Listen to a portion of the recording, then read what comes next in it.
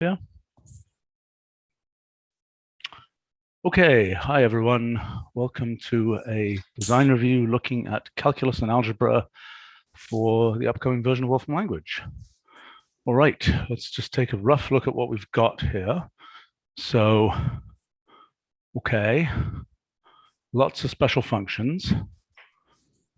What on earth is this? Okay, so foxh continues its ride into foxh reduce will take other special functions and produce, whenever possible, one or several foxh's. But you know what? We could have a Coulomb H1 reduce as well. No, these are too special.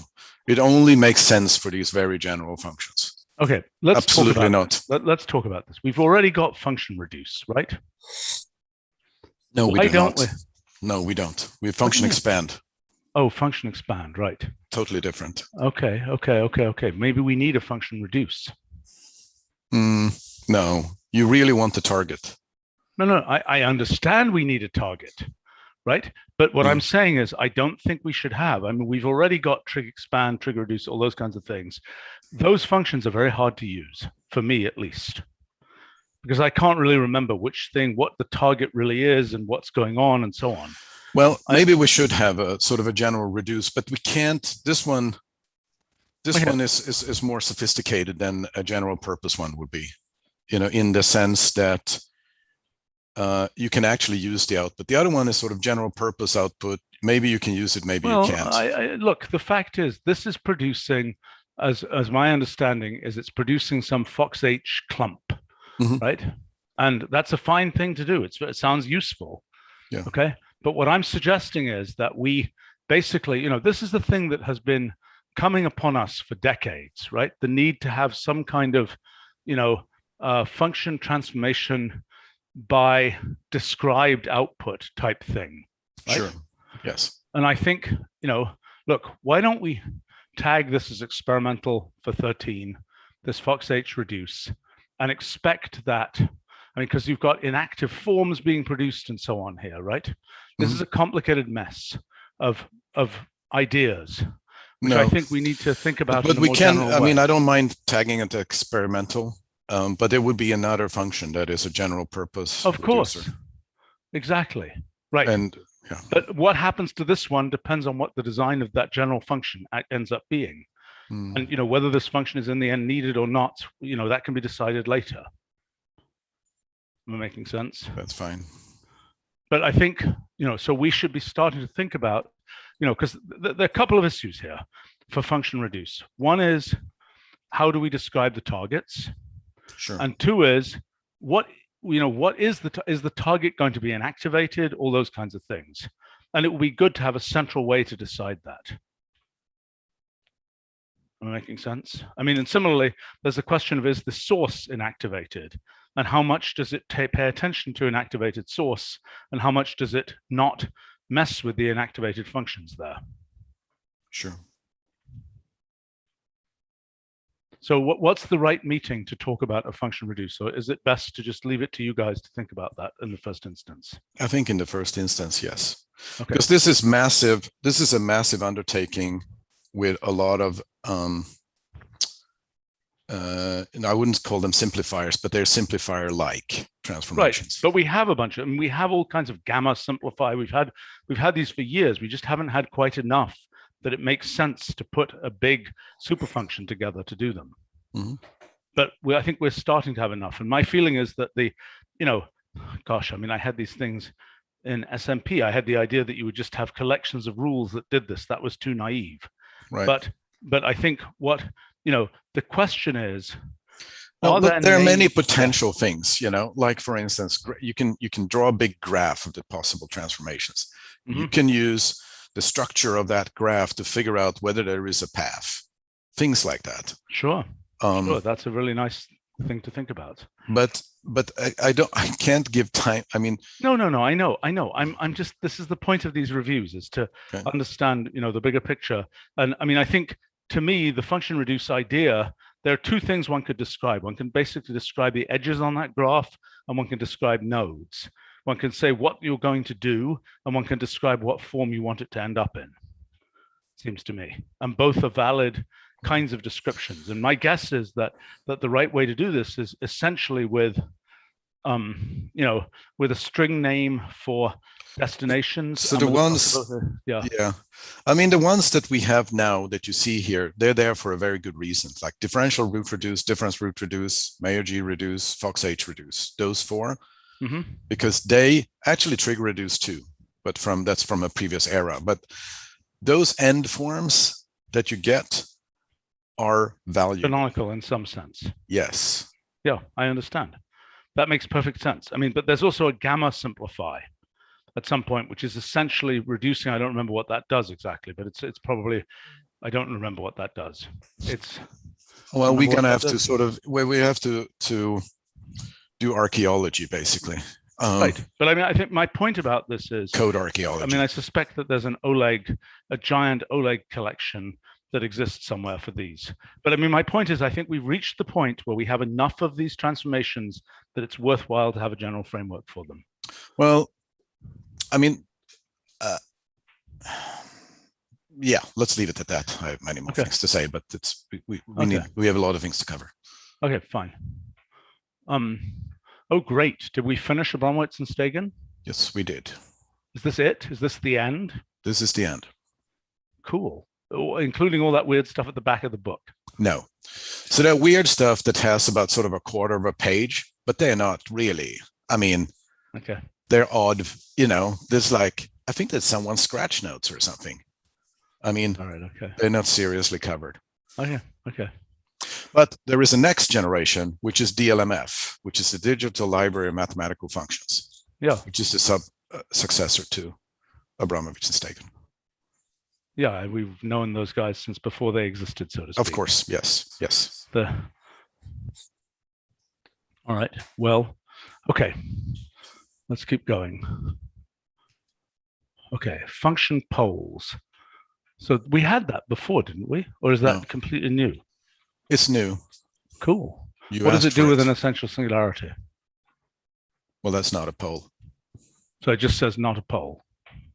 No, it can't return it because it's not a pole. No, I understand that, but I'm just trying to understand. With a branch cut, for example, again, not a pole. Okay, and there's no ambiguity in branch cut. Poles are poles, and you can't end up with a pole on one Riemann sheet and not on another Riemann sheet. Is that true? I don't know.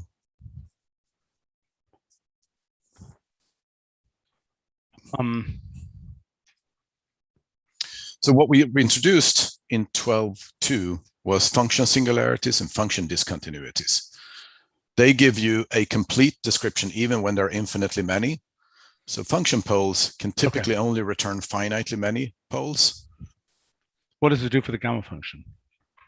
If you restrict it to a finite region, it can return a finite collection of poles. What does it do when you haven't restricted it? I don't know. You have to try it. Yeah, it should give you all of them. Maybe in this case, it's regular enough that it can give all of them. But often it's not necessarily. Well, actually, I take that back.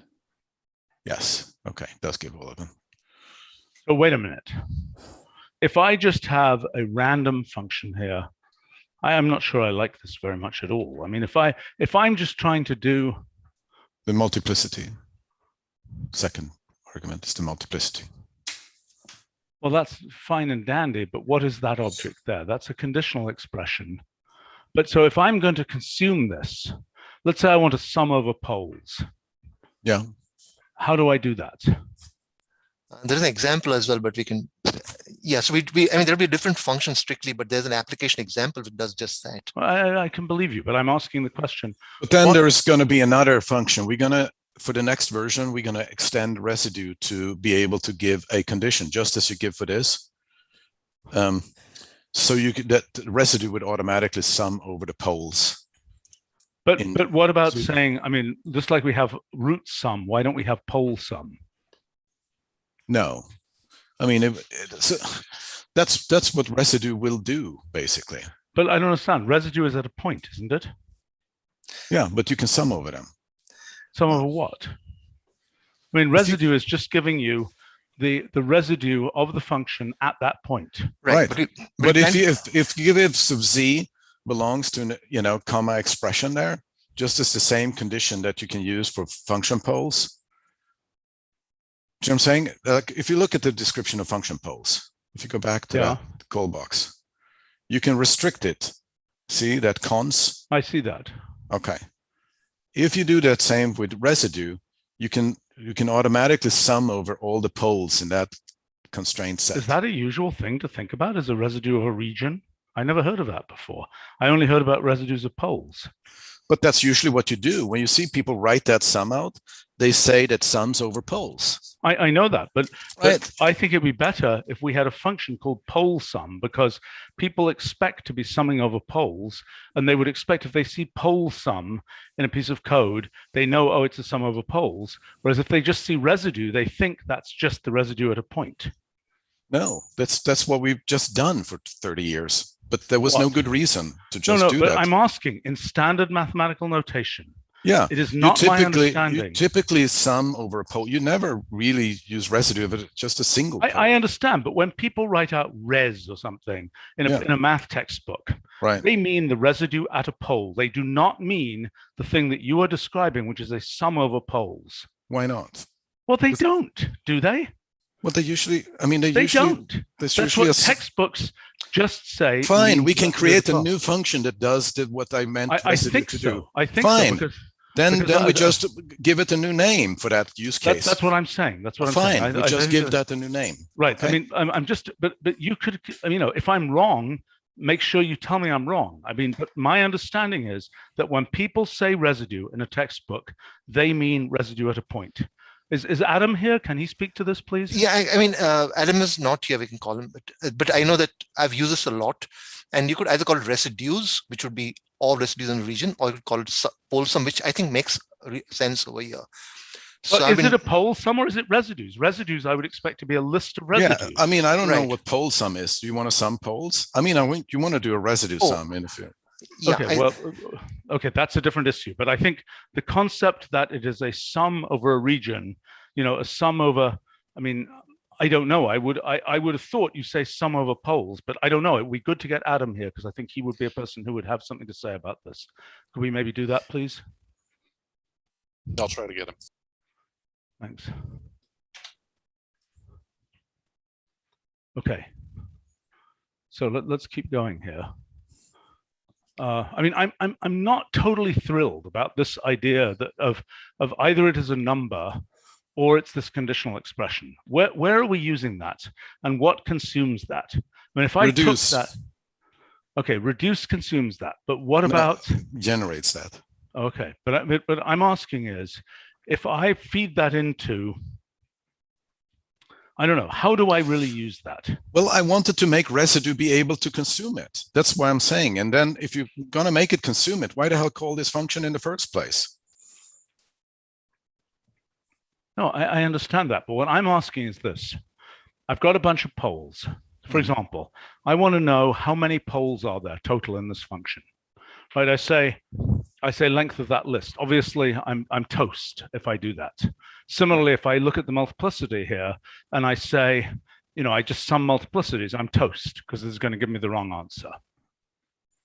Right? So my question is, these operations that we do on this output, I understand reduce.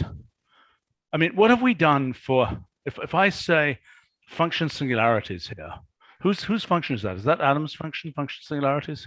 Yes. Okay, so we need. I mean, to have I am the one that have actually sort of designed made it the thing. possible. Okay, yeah, but made it possible. Yeah. Okay, so now there's no way that you can describe singularities in a practical way without using the implicit form. I agree. Okay, so my question is this. You know, we have plenty of things like regions where we have an implicit form of the region, but where the consumers of regions know, oh, I can have an explicit region, I can have an implicit region. Mm-hmm. Okay. The problem with algebraic expressions is there is no wrapper that says this is an implicit representation. We're just using Boolean expressions, for example, here. See what I'm saying?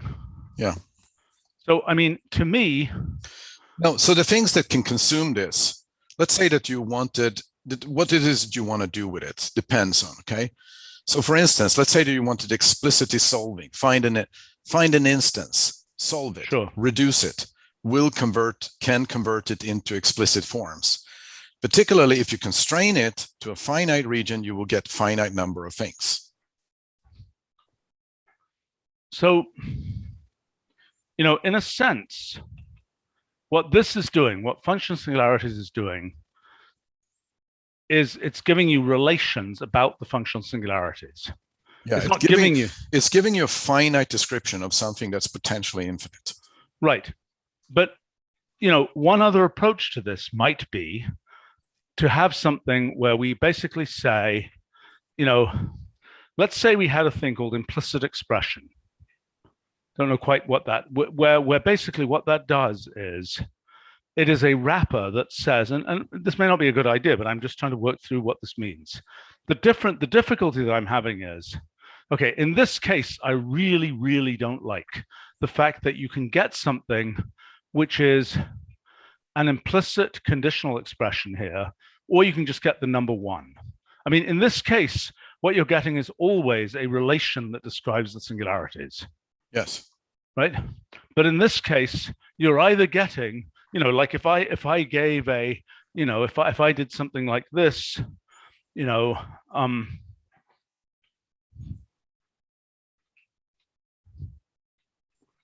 great, I'm going to get a bunch of poles, right? Yeah. But if now what I do is I say, you know, let's say I say, you know, gamma of z over that. It's like, what the heck am I doing with this? How do I deal with that? What consumes that? Well, the implicit form, you pretty much have to use one of the solvers to convert. I understand. But so what I'm saying is, maybe what we need to do, I'm confused by what this is producing. Okay? I mean, in a sense, what we've got here is an implicitly specified list. I mean, in a sense, both of these things at the end, it's like we have a list, there are some explicit elements, and then there are some lazy elements that aren't explicitly specified. Yes. Right? And so the question is there some general way of thinking about lazy elements in a list, which I think might be important for other purposes too, and this could use such a mechanism? Yeah. Okay, so in this case, one could clearly, you know, have a set constructor or list constructor that is a lazy thing. Yeah. In general, I don't think so. Well, I suspect you're right. I suspect it's undecidable in general and things like that. Right. So, I mean, we can't give people the expectation it's going to resolve. But my problem is, and let's not take too long on this. Let's pin this as an issue we need to talk about. Okay. I mean, okay. I mean, this isn't quite right, I think. But let's, you know, we've got much more in this agenda. So let's go on through the agenda and let's come back to this. Sure. Okay. Okay. The next one I'm seeing is center radius interval. Yes.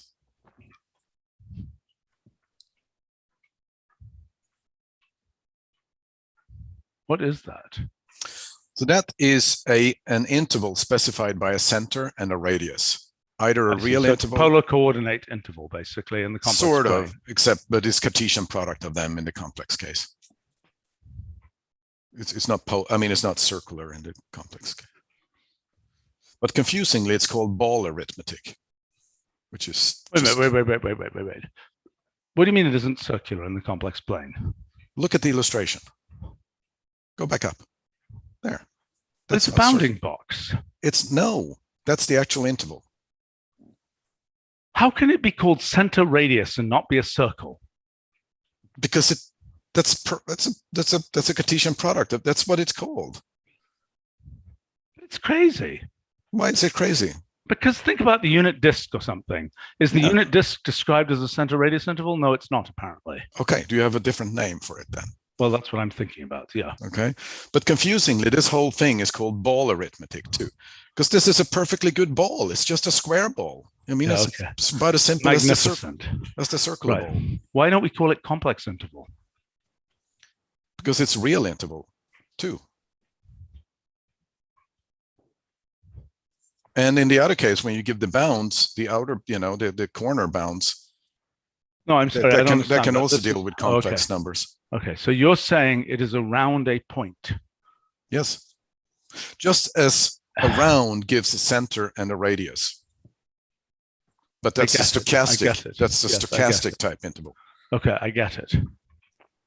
This is a deterministic type interval. Okay, I mean, what about in 2 dimensions? Is there a version of this in 2 dimensions, not in complex plane? No. Wouldn't that also be useful? I mean, what does a round do with 2-dimensional data? It has a vector version where you can give basically an ellipsoid. So why doesn't this support the same kind of thing? Because it doesn't. Why not? Because it's not done. Okay, but fine. But that's a different question from what the design should be.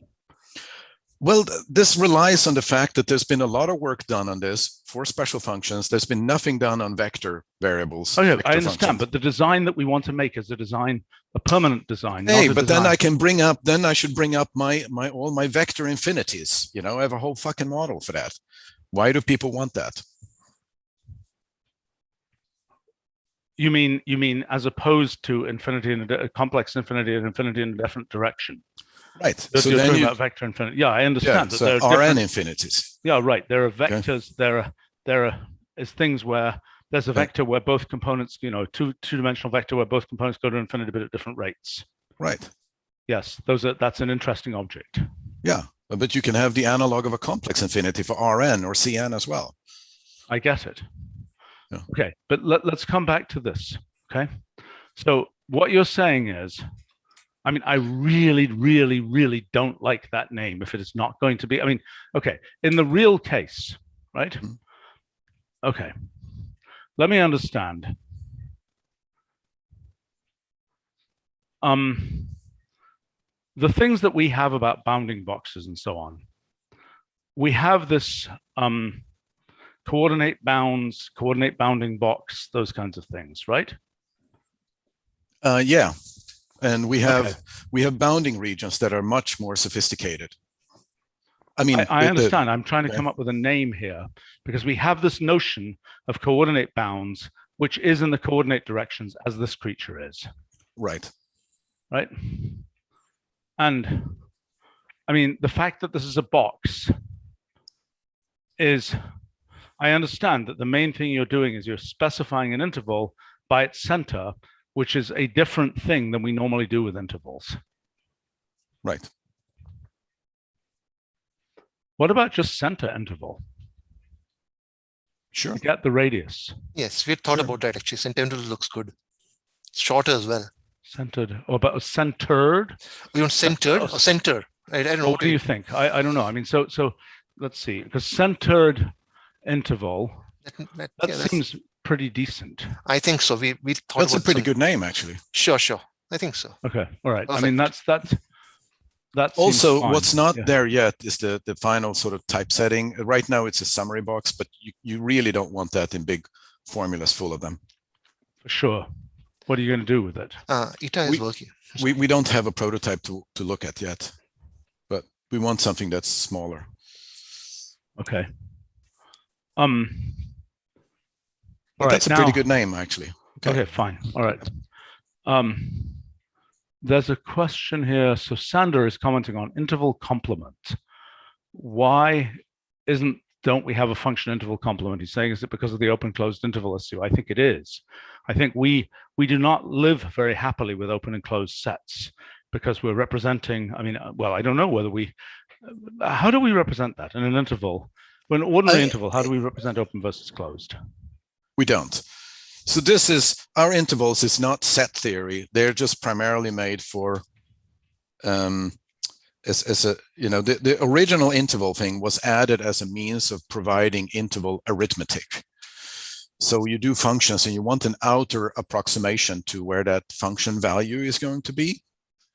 And so it's always outward rounding. So they're always closed. They're never open. ever.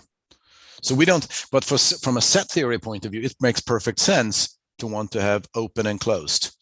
Yes. But that's not what our intervals are, unfortunately. Well, I think we have to, this is something that comes up regularly, and I think let's put that on an agenda for probably LCC to talk about.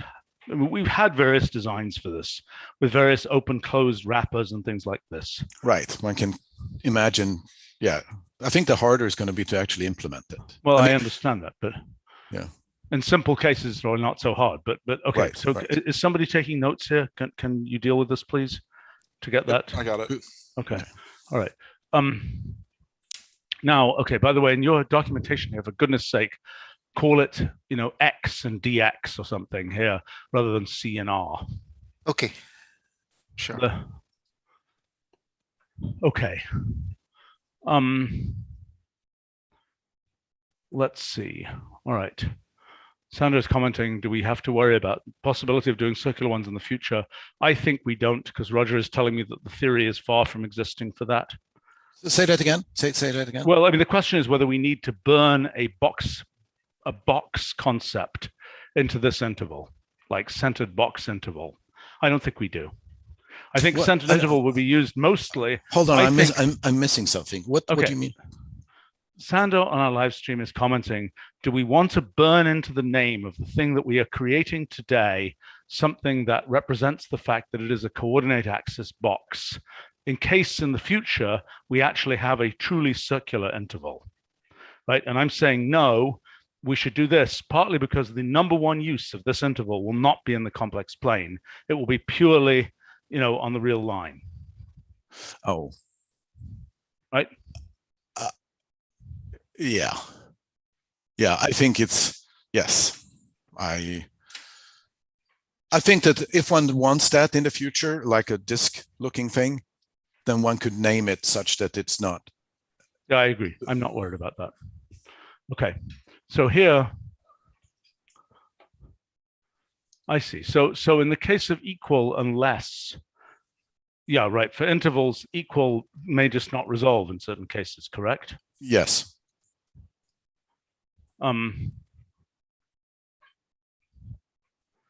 What is full specification of the interval? Don't we have a different name for that kind of thing? Where are you reading roughly? There. That's not what we usually call it. We usually call it properties or something.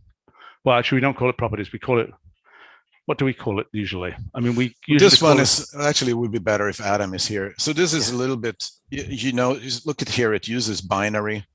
It's a complicated thing. Okay, then we got to talk about it another time. Okay. Let's put it on the agenda for a different time. All right.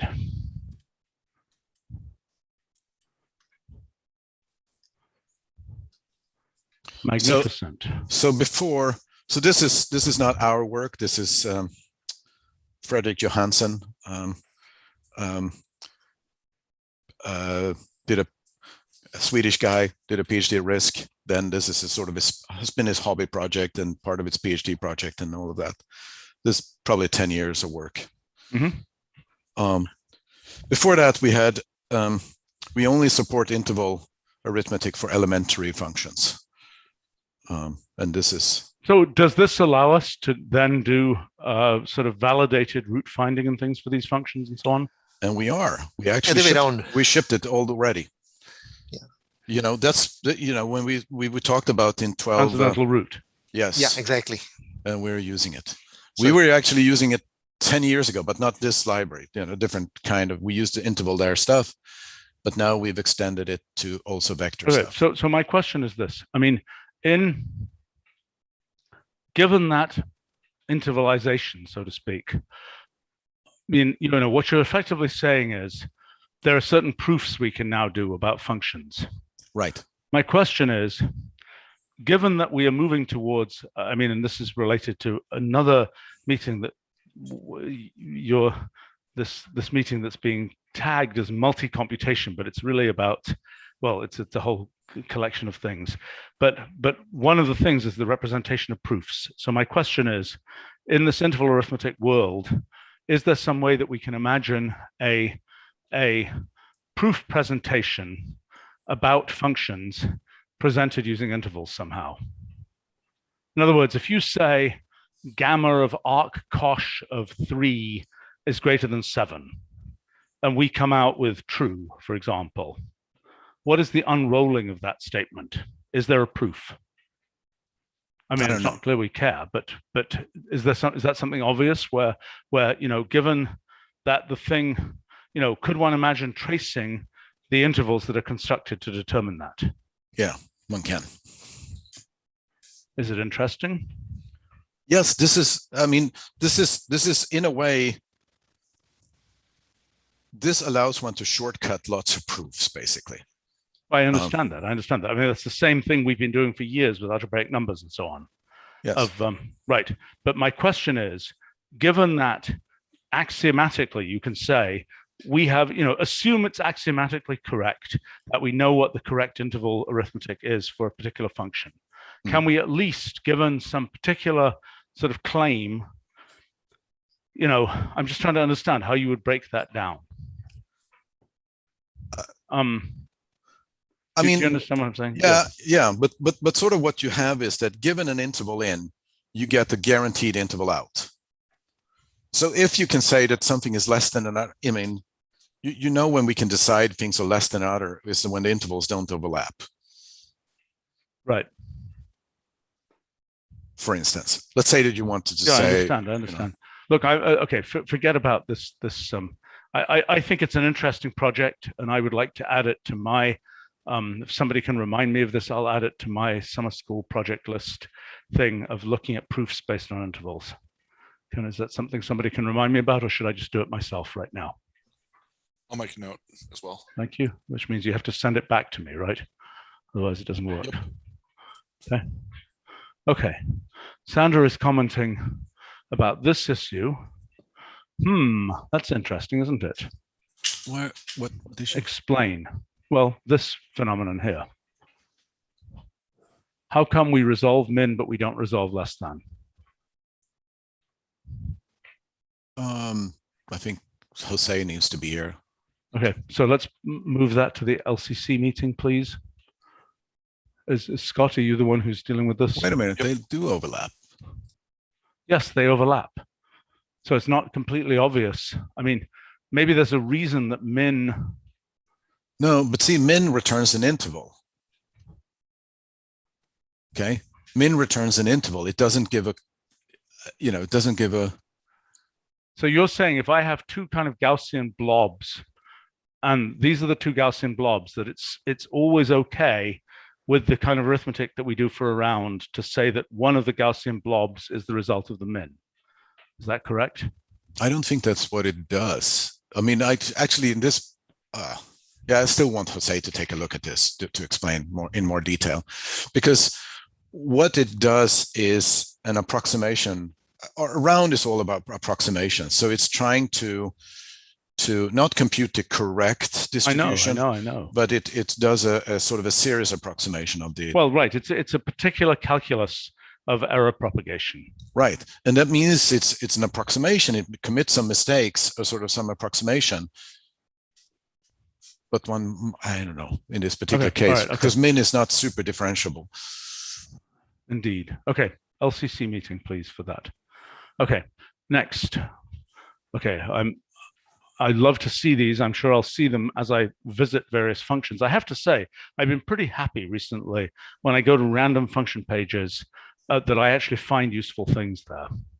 Good. Thanks. Yeah, it's a big project. Intended to mirror basically a function handbook, but give you the tools of how to fish rather than give you fish, so to speak. Right. Okay. All right, let's go to algebra for a second here. Let's see. So Sandra is commenting that the symbolic version of a round gives some insight about what's going on. Oh my gosh. Oh, that is complicated. That is complicated.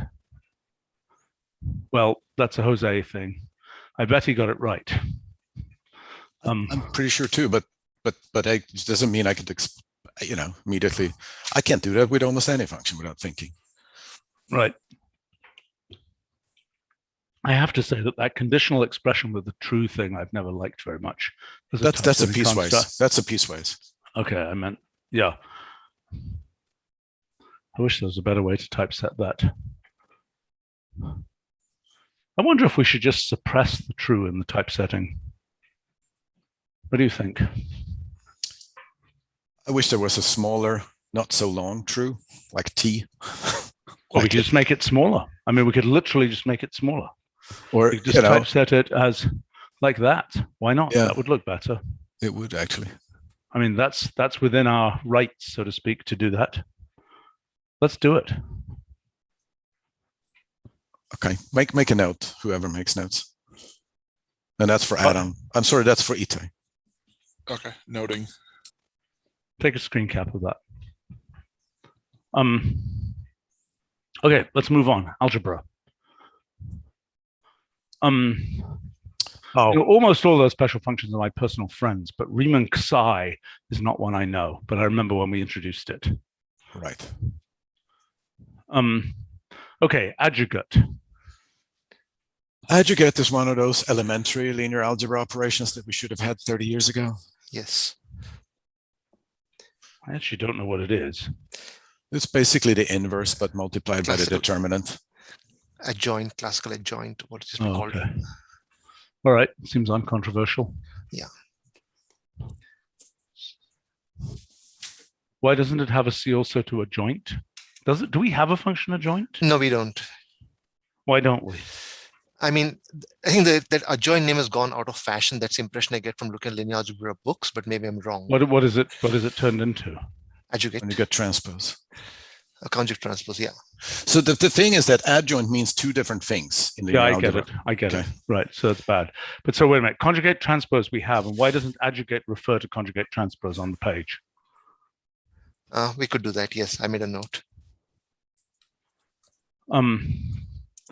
Okay, core nilpotent decomposition.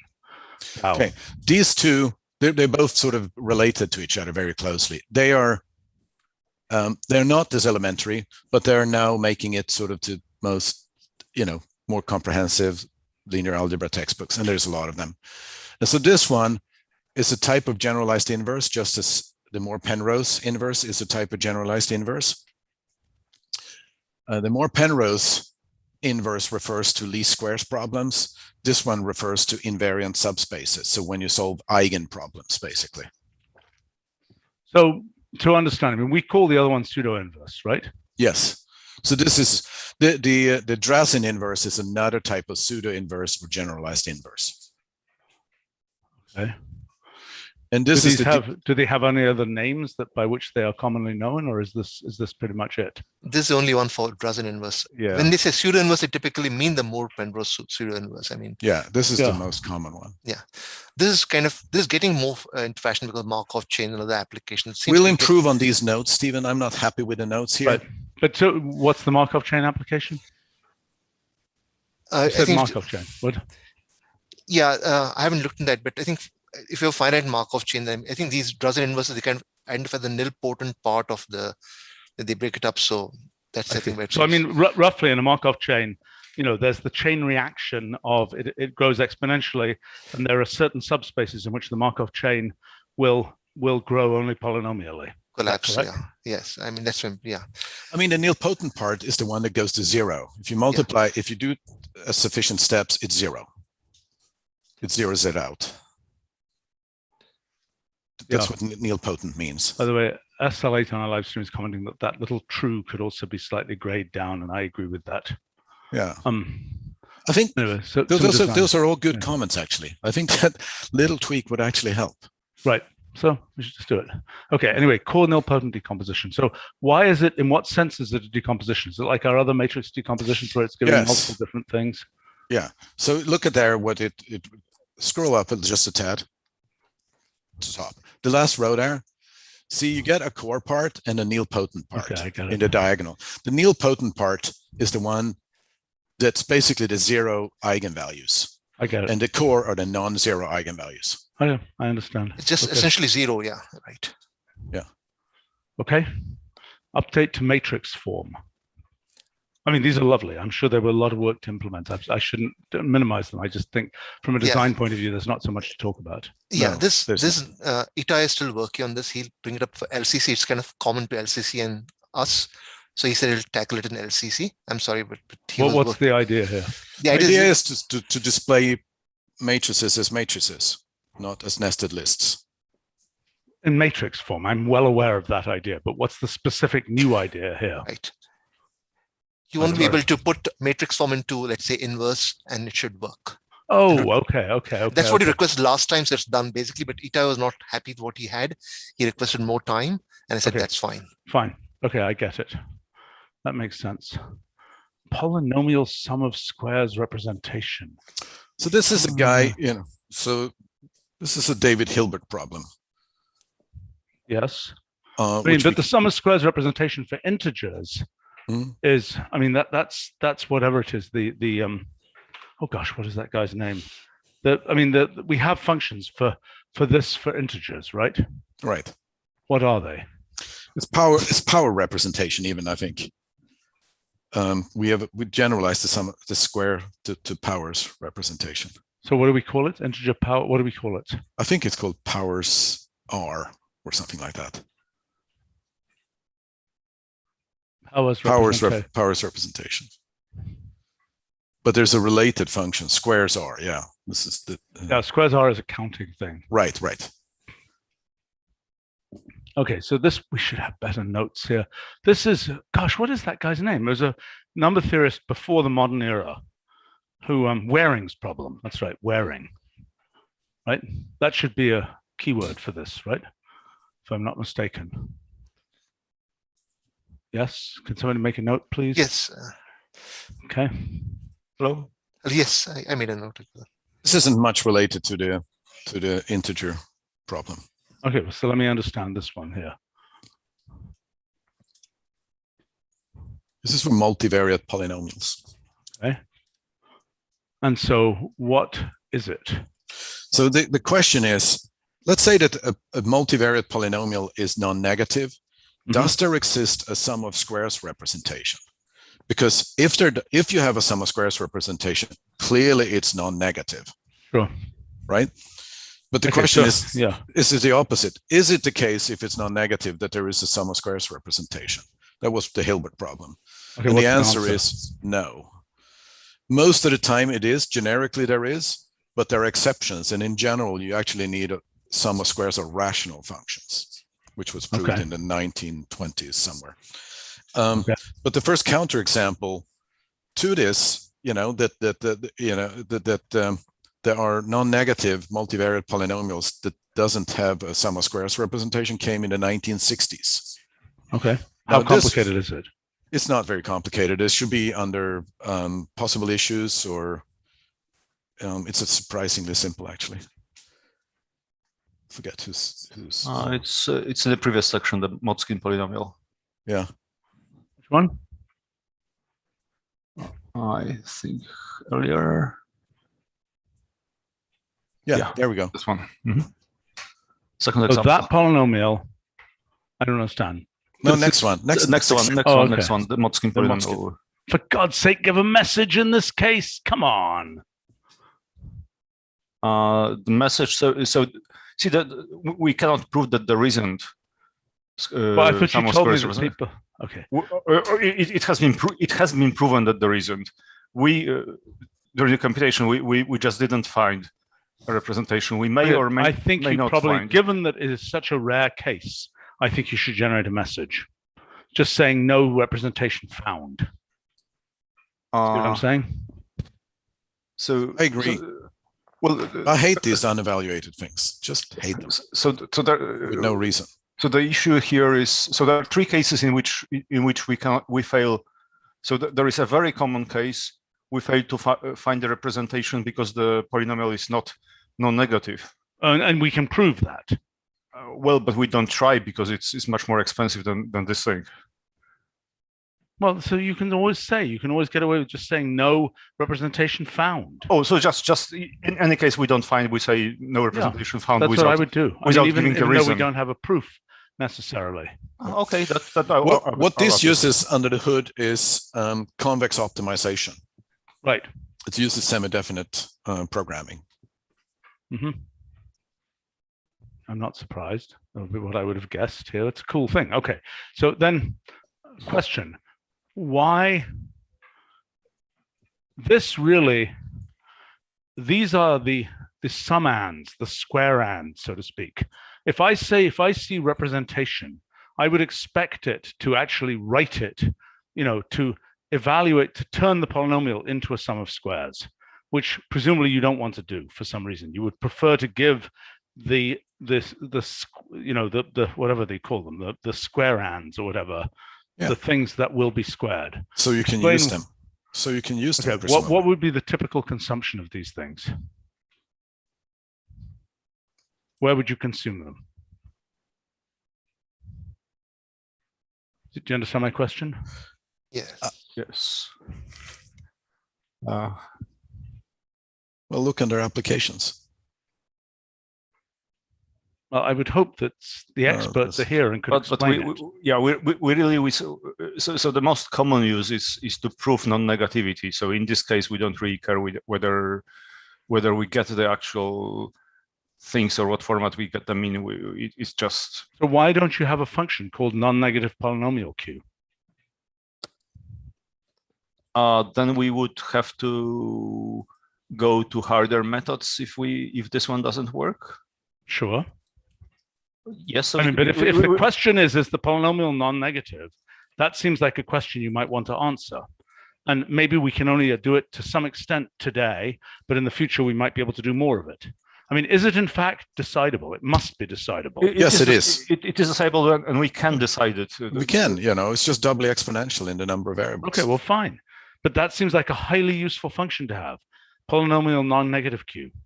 Right, but it should be in addition to this one, right? Yes. Yes. I'm not suggesting it isn't, but I'm just saying that seems the packaging. If you say the main application is testing non-negativity, then let's give people that application rather than having them. Polynomial non-negative Q? I think so. Okay. Yeah. I guess it might be useful for linear algebra, for quadratic forms and that kind of stuff, where you want to. I would think so. Yes, and I mean certainly that's how I've tried to use it in the past. So I can absolutely imagine that I generate a bunch of potential quadratic forms, and I say select polynomial non-negative Q. Yes, and that would be. I mean, it would be much quicker than doing geometrically or some other method like eigenvalues or whatever. Right. Okay. So let's look at this function now. No, so I mean that function can use a variety of methods. Exactly. I mean, if it's actually quadratic, there's super cheap methods. You wouldn't even use this stuff. Right. Okay. So now let's understand this one. And let me understand this polynomial systems infeasibility certificate, which sounds like very bureaucratic. It is very bureaucratic. It's the current longest name. Oh, is that right? Well done. Yeah, we just changed last week and realized that. Oh my gosh. Okay. It's for proof nerds. Okay, I understand that, but let me make a comment about proof stuff, okay? We have got multiple kinds of proofs now, and we need a standard for how we present these proofs. And we need a standard for the kinds of things you can do with these proofs. Like, for example, for find equational proof, okay? One of the things we can do is package it up into a function where you run the function and it verifies the proof, basically, right? Where this function has the property that, if you evaluate it, it will give true if the proof is correct and the evaluator is correct. So I like that. Right. But find equational proof. So that's a proof verifier, as a sort of proof checker. Yeah, right. But the point is that find equational proof has, if you look at a proof object, which it's generating, and maybe we should have other things generate proof objects as well. I mean, we did have that in mind when we invented proof object for find equational proof. Okay. Mm-hmm. And so do we have what do we have something called a proof checker? No, it is a property of a proof object. Okay, so what we have here is the proof function. Okay, we have proof notebook, which gives us a nicely formatted notebook. We have all these kinds of things.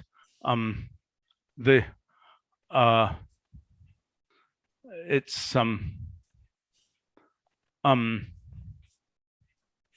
actually Steve makes an interesting point in the live stream chat about the fact that I keep on increasing the size of these windows. And yes, when I save a notebook with a certain magnification, that magnification will remember. But it occurs to me, and we should bring this up in the user assistance meeting, Scott, there's another note for you, some kind of setting that you can give that says, never open a notebook in less than this magnification. I mean, that would be very useful for lots of presentation purposes. Also, if you used Windows. Well done, Microsoft. Okay, but Scott, can you make that note, please? Yep, I've got it. Okay. So in any case, so these are various kinds of ways to look at a proof. Okay, and there's sort of a standardized concept of what a proof looks like. So for this case, go ahead. So proof verification is the thing. If you look at the first example, we evaluate the certificate, and then the next two evaluations are the verification. So this is the independent verification of the thing. Okay, Adam, let's be real. Okay, if you want somebody to verify this, right, telling them you have to type all this junk to do it is horrifying, right? If all they want to do is press the easy button and say, now let me verify this, you don't want to have to say type times at part blah blah blah blah blah, right? Do you? I actually have a function for myself that in internal context that does this. So. Yes, well, I thought you would, right? So the point is, if what this generated was a proof object, and we standardized on how a proof object can generate its proof function and things like this, the proof function of this proof object would be your internal function thing, and it would generate a thing which is just a big, function that when you feed it whatever you feed it will give true. Am I making sense? I mean, I don't even understand what is this thing. If I look at a polynomial's blah blah blah certificate, what do I see there? What is it? I mean, you're not even showing me any of them, right? No, it's documented at the top, and it's complicated. So I don't want to show it because it's right. It's a bunch of that's stuff. The same story as a proof object from find equational proof. It's a very complicated object. Do you see what I'm saying? So what we're doing here, and this multi-computation thing that we're going to start talking about soon, is a much more general take on what happens with this. But what we're doing here is we've got this graph that represents this essentially multi-way computation, and we've got a piece of it that is our proof, and we are now extracting certain properties of it. Am I making sense? And so what I'm saying is I think we should generalize that. We've got multiple cases of which you're showing me a new one here, where, I mean, I don't think the details of what the certificate produce, you're not telling me that those are incredibly valuable things where you're going to run around and say, this is my private key, I'm thrilled about it type thing, right? Even in that case, if you look at what we've done with encrypt and so on, which is very nice, in my opinion, we have packaging of the private keys and so on. We don't just give you blump, here's this 128-bit thing. You see what I'm saying? Mm-hmm. Right. So, I mean, again, in that case, it's like a proof type thing where we have, where we've got the wrapper. Makes sense? Like that.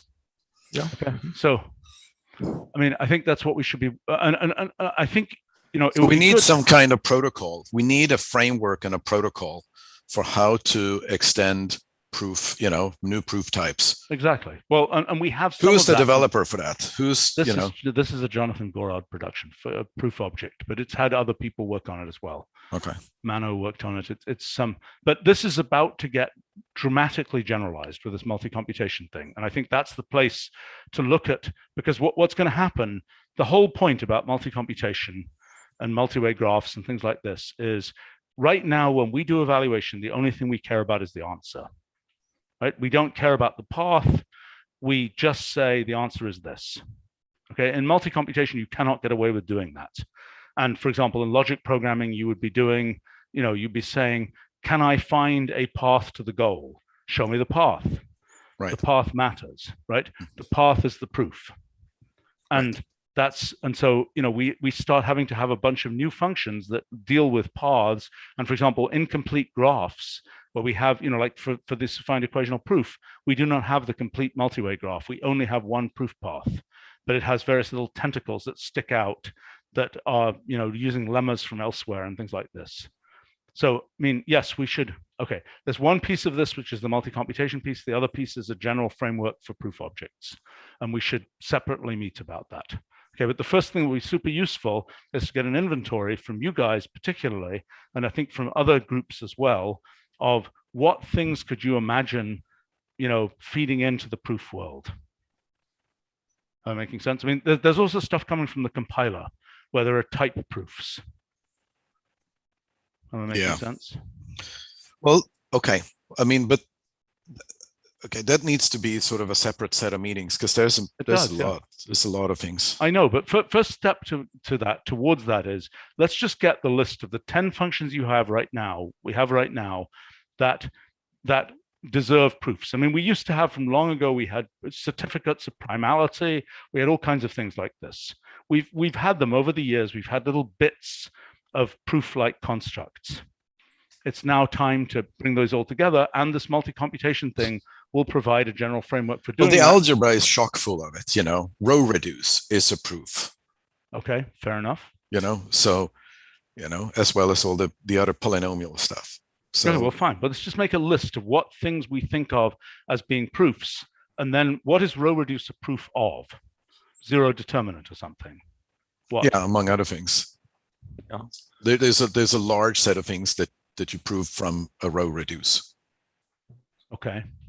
Simplification can be thought as proof of two things being equal. Yes, indeed. Right. Indeed. And it has a path, right, which we do not expose right now. Simplification will always have steps, but we're never exposing them. Yeah. Well, good point. I mean, expand any of the algebraic transformation things is a answer only type story. Right. It's regular Wolfram Alpha rather than Wolfram Alpha Pro. Doesn't give you the steps. That was supposed to be a joke. Yeah.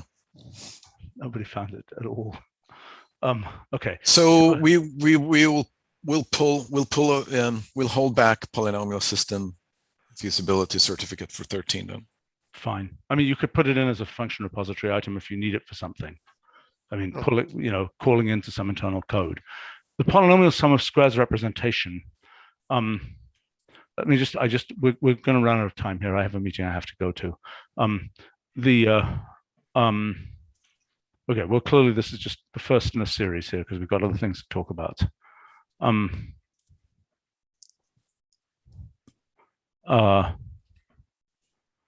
I just want to, let's see if we can quickly close off the polynomial sum of squares representation. Okay, I'm concerned about that name. I don't think it's a representation. I think it's a decomposition at best. The problem with decompositions is that you think that it has to do with composition. Yeah, and that's true for all the linear stuff, because composition and multiplication. I'm actually going to argue against myself here, because this is more like a digit expansion of some kind. What kind of words do we use? I mean, in other words, when you say integer digits of something, you are getting you're getting a bunch of random digits from which the number can be constructed by some more elaborate function. Right. So my question is, what are the words that we use around the digits world for those kinds of decompositions? I think we have digits. We actually have powers representations, which is exactly the same, but for integers. I know. That's exactly the thing I brought up first, which when you weren't here. That's right. I mean, powers representations but is this unique? The polynomial sum of squares representation? If it exists, is it unique? No. Okay. Is powers representations for integers? Is that all of them, or is that also not unique? It's not unique. It's not unique, but we can give all of them. And in this case, all of them is infinite number. In which case? In case of polynomials, you can have infinitely many representation. In case of integers, you have finite number, and we can give all of them. Okay. I mean, not efficiently, but yeah. Yeah, I understand. Okay.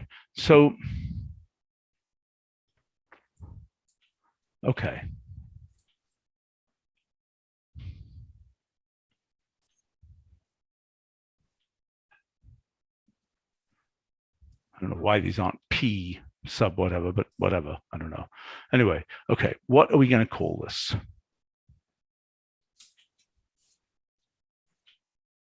I mean, I think you could at least take out the word sum of. You could say polynomial squares representation. Is that right? Or is that confusing? Polynomial. What is that representation called? I mean, it's usually called sum of squares. It's a quadratic form. Is it called a quadratic form, or is it not called a quadratic form? It's usually not called quadratic form because quadratic form relates to quadratic polynomials only. This applies to any degree. It's usually called sum of squares, and people say SOS rather than sum of squares. But exactly, yeah. Polynomial SOS. A polynomial SOS sounds good, if that's okay. I don't know. Kind of a joke. I think it's silly. I think it's silly. I mean, if you see a piece of code, you know, this is not exactly a function which is going to be showing up every day. And if you see it, it's better that you know what it is. Right. Why do we need the word polynomial there? Sum of squares also refers to integers, and we or any other functions which we cannot compute the representation. Right. Okay.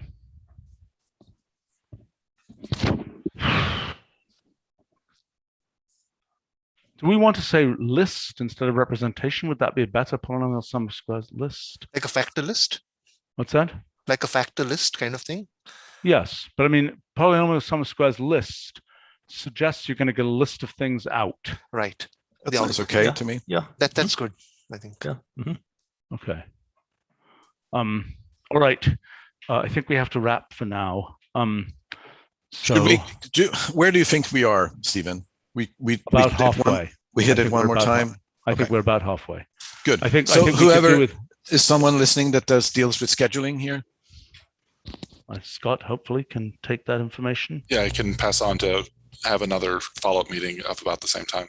Okay, good. I mean, just looking ahead here, I don't know how horrifying some of these don't look like they're going to be that bad, but I don't know. I think no, they're not. I think that one might be complicated. Well, yeah, we'll spend a little bit of time on that. The other things, there's no design implications. They're more sort of capability. Well, let's hit it for another hour sometime soon. I look forward to it. And we got a few things that we snagged on here, which we need to talk about. Okay. Particularly the function polls result, and that needs Adam next time, please. Okay. Thanks a lot, guys. Thanks.